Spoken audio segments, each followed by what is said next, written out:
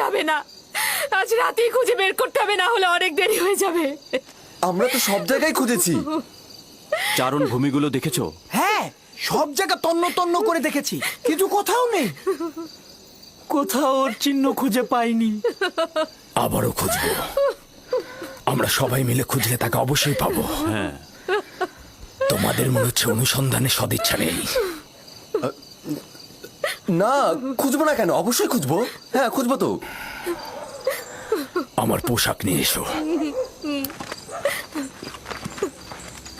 মাগফিলের রাস্তা দিয়ে চারণ ভূমি পর্যন্ত যাব আমরা।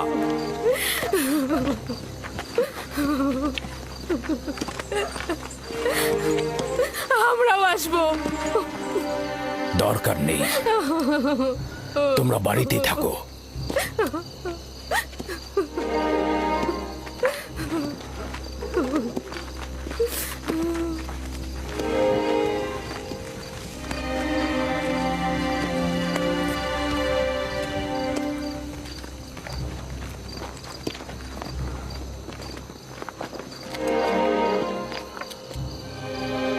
যদি ইউসুফকে খুঁজে পাওয়া যায় তখন আমাদের কি হবে ইয়াহুদা?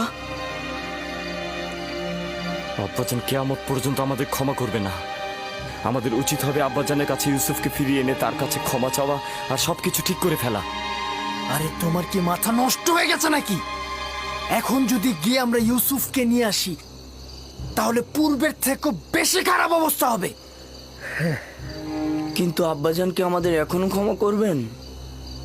এটা আস্তে আস্তে হবে। কিছুদিন গেলে সে আস্তে আস্তে ইউসুফকে ভুলে যাবে এবং আমাদের দিকে মনোযোগী হয়ে উঠবে। যদি আজ রাতেই তাকে পাওয়া যায়। পাবে না। আর ভুলে গেছো নাকি, ওকে তো আমরা অন্য চারণ ভূমিতে নিয়ে ফেলেছি। আমাদের আর এখানে দাঁড়িয়ে থাকা ঠিক হবে না। আমাদের ওদের সঙ্গে যেতে হবে, না হলে আমাদের সন্দেহ করবে। চলো।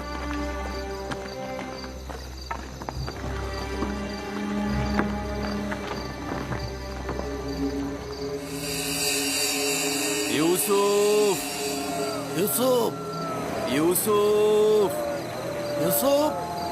ইউসুফ, ইউসুফ, ইউসুফ, ইউসুফ, ইউসুফ, ইউসুফ, ইউসুফ, ইউসুফ, খোদা, ইউসুফ।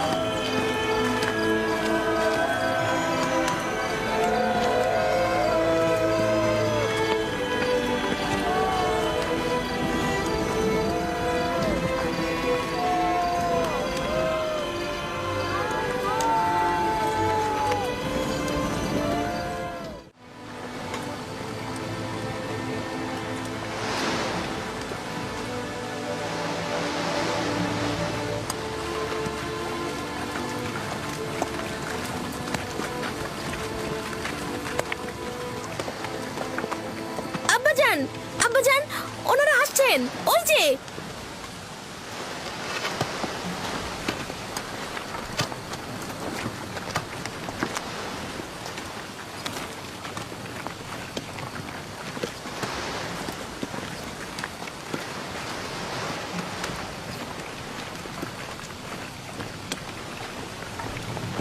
সালাম হে খোদার নবী। দরুদ তোমাদের উপরে। আমরা চারণ ভূমি খুঁজেছি, পাথর থেকে পাথর খুঁজেছি, শিলা থেকে শিলা খুঁজেছি, কিন্তু ইউসুফকে পাইনি।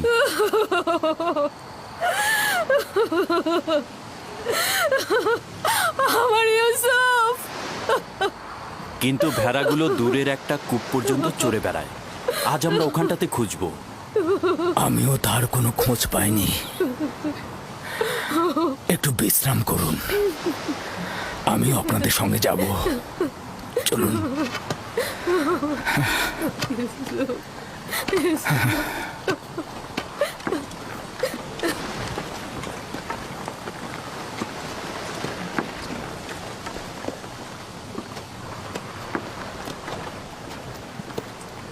আজ যদি ইউসুফকে খুঁজে পাওয়া যায় তবে আব্বাজানকে তোমরা কি জবাব দেবে? এখনো তো খুঁজে পাইনি। আমরা তাদের সঙ্গে যাব এবং বিষয়টা পর্যবেক্ষণ করব। ইউসুফ, ইউসুফ পুত্র আমার, ইউসুফ, ইউসুফ, ইউসুফ, ইউসুফ, ইউসুফ, ইউসুফ, ইউসুফ, ইউসুফ, ইউসুফ।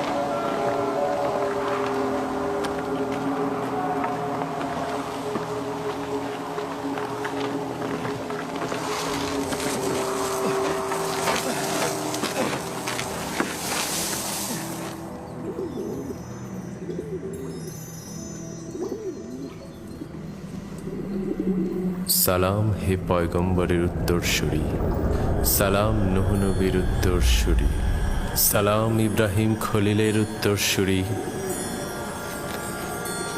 আপনি এতক্ষণ কোথায় ছিলেন? আমি এখন পর্যন্ত ভয়ে ঘুমাইনি। এই দুরবস্থায় তুমি অভিজ্ঞতা সম্পন্ন হবে এবং দুঃখ কষ্টে অভ্যস্ত হবে। হ্যাঁ, ইউসুফের উচিত এই গভীর কূপে কষ্টকে সহ্য করা আর প্রশিক্ষণ প্রাপ্ত হওয়া। তুমি নিশ্চয়ই জানো একটি সুবিশাল বৃক্ষ পেতে হলে কি করতে হয়। প্রথমে উচিত যেমন একটি বীজ জমিনে পুঁতে দেয়া, অতঃপর পরিপক্ক হলে মাটি ফুঁড়ে নিজেই নাজাত প্রাপ্ত হয়। তার মানে আমিও একদিন এই কূপ থেকে নাজাত পাবো? অতি নিকটে। আমি এসেছি তোমাকে মুক্তির সংবাদ দিতে। আমার আব্বাজান বলতো দুনিয়া মুমিনদের জন্য অন্ধকার কূপের ন্যায়। তাহলে তোমার জন্য তেমন কোনো পার্থক্য করেনি। কূপের বাইরে ও ভেতরে একই। আব্বাজানের জন্য আমার মন কাঁদে। যদিও তুমি পিতার নিকট থেকে বিচ্ছিন্ন, কিন্তু এখানে এক ও অদ্বিতীয় মাহবুবের সঙ্গে আছো। আমার আব্বাজান, না জানি সে এখন কেমন আছে। কেমন আর থাকবে তার অবস্থা? সে তার প্রিয় কাউকে হারিয়ে ফেলেছে। আমি এসেছি তোমাকে নাজাতের সুসংবাদ দিতে।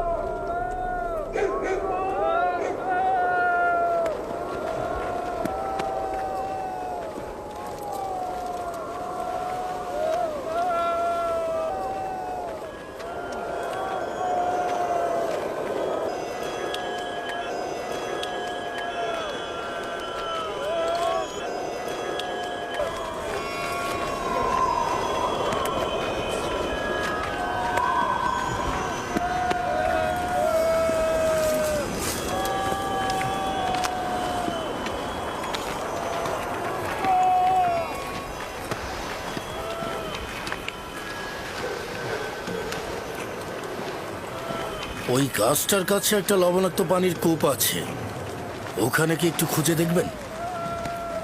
হ্যাঁ, কিন্তু কেউ তো ওই লবণাক্ত কূপের পাশে পশু নিয়ে যায় না। তবুও চলুন, দেখা যাক।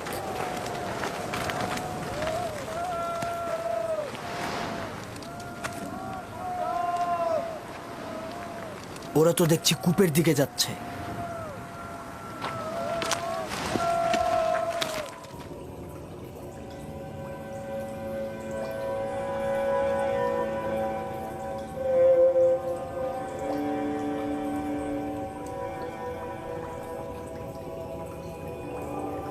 তোমার নিশ্চয়ই ঘুমোতে ইচ্ছে করছে ইউসুফ।